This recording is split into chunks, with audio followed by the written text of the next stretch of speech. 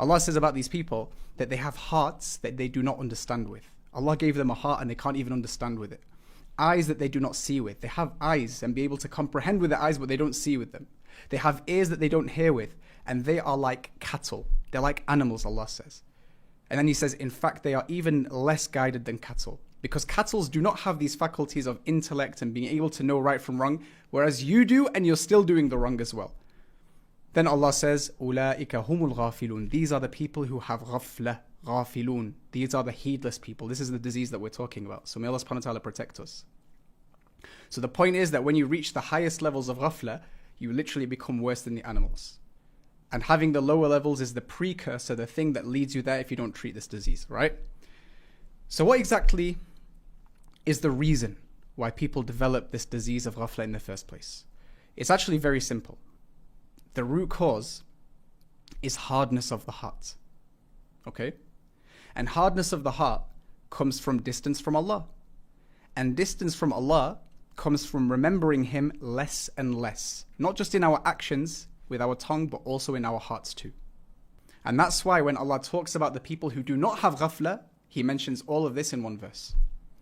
وَاذْكُرْ رَبَّكَ فِي نَفْسِكَ تَضَرُّعًا وَخِيفَةً وَدُونَ الْجَهْرِ مِنَ الْقَوْلِ بِالْغُدُوِّ وَالْآصَالِ وَلَا تَكُنْ مِنَ الْغَافِلِينَ.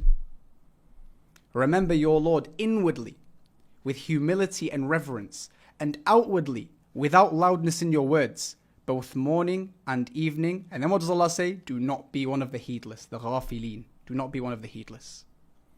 So as you can see here, Allah tells us here to remember Him inwardly, meaning in our hearts. And then He tells us to remember Him in our actions, without loudness, meaning with our tongues. And when should we do it? Morning and evening, meaning all day long. Otherwise, if we don't, what happens? What's the consequence? وَلَا تَكُنْ مِنَ الْغَافِلِينَ. And do not be one of the heedless. And so the remembrance of Allah is the very thing that takes the heedlessness away out of your heart. Otherwise, without it, it brings heedlessness into your heart. And so that's why a litmus test for you guys to know if you have this disease or not is to ask yourself, how much do I remember Allah throughout the day? Not just in my actions, by the way, but in my heart. So when you pray, okay, great, you pray in your actions. But is your heart present when you pray? Do you guys do your morning and evening adhkar and you're actually thinking about what you're saying?